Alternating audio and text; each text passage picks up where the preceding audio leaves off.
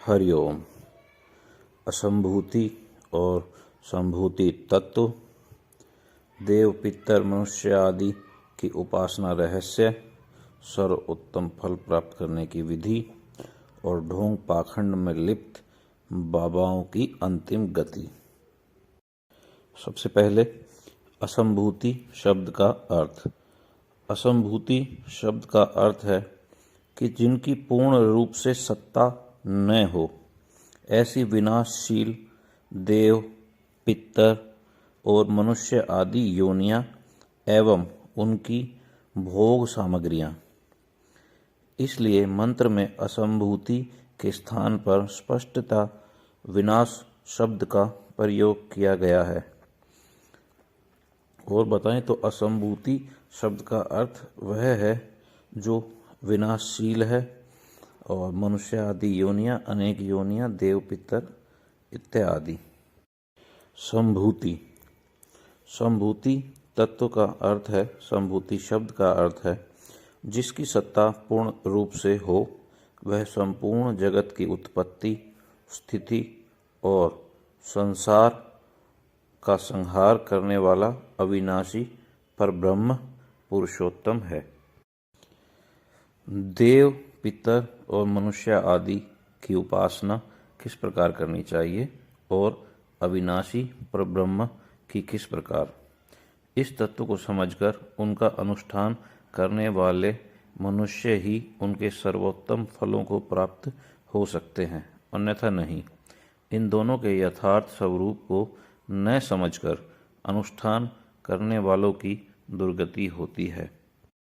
इस विषय पर विस्तार से समझने की आवश्यकता है, परंतु हम कोशिश करेंगे संक्षेप में समझाने की उपनिषद के कथन अनुसार। अब इसमें असंभूति की बात की जा रही है कि जो मनुष्य विनाशशील स्त्री, पुत्र, धन, मान, कीर्ति, अधिकार आदि इस लोक और परलोक की भोग सामग्रियों में आसक्त होकर केवल उन्हीं को सुख का हेतु समझता है,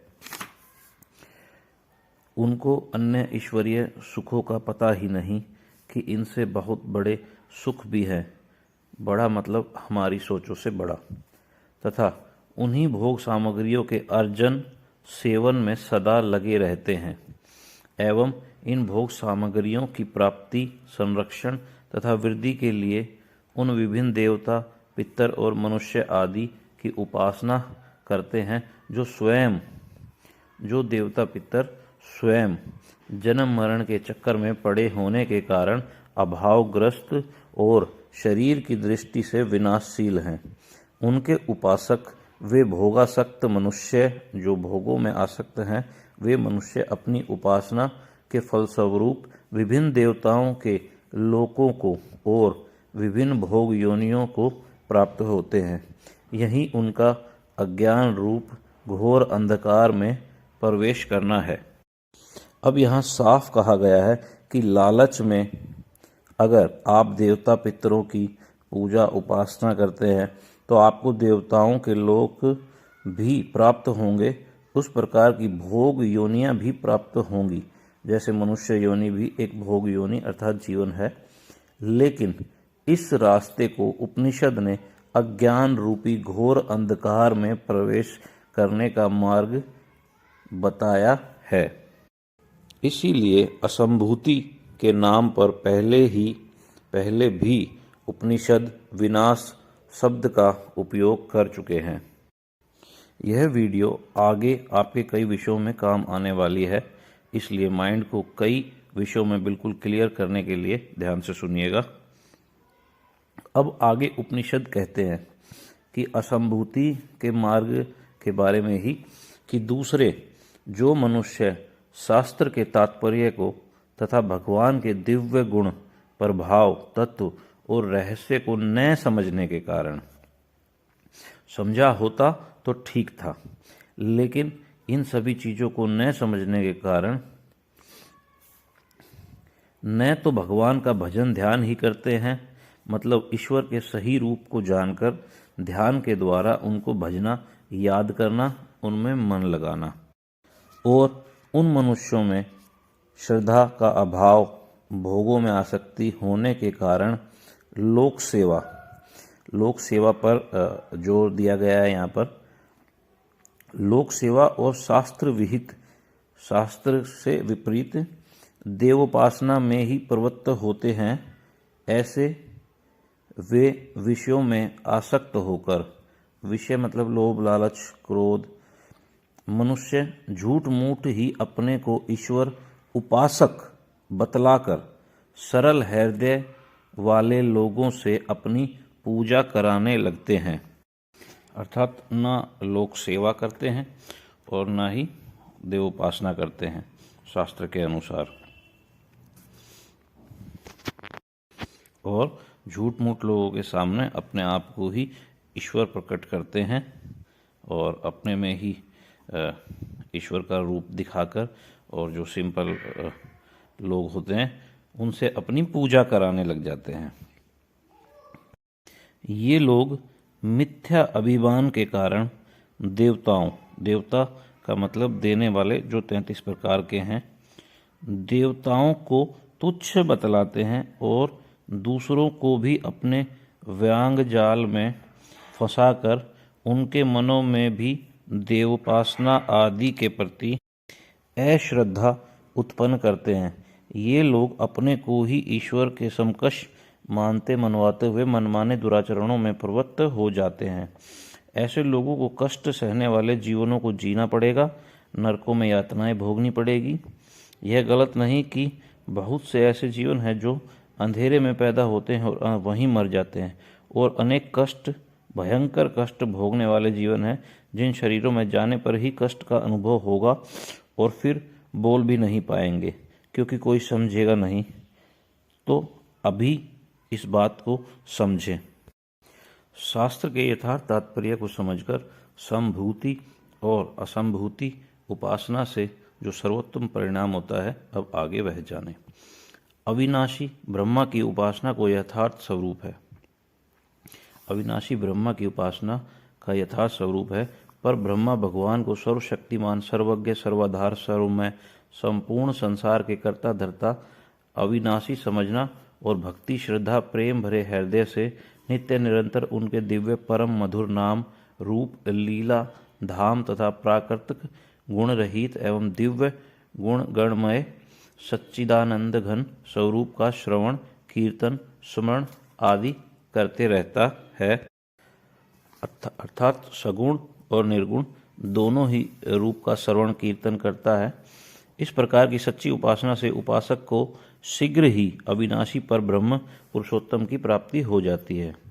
ईश्वर प्राप्ति के उपरांत मिलने वाले फलों के बारे में हम पिछली वीडियो में चर्चा कर चुके हैं कि ईश्वर और पर ब्रह्म प्राप्ति के बाद व्यक्ति के साथ क्या उसको फल मिलते हैं।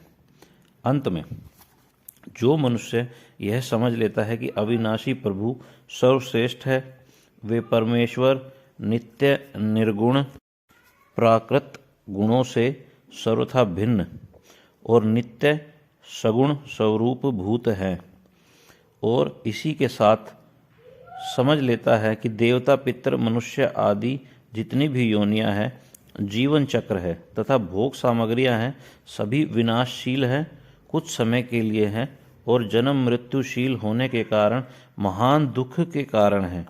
तथापि इनमें जो भी ताकत स्फूर्ति है सभी निर्गुण अविनाशी भगवान की है और सृष्टि चक्र के सुचारू रूप से चलते रहने के लिए और इनकी सेवा पूजा आदि करने की आज्ञा शास्त्रों ने दी है।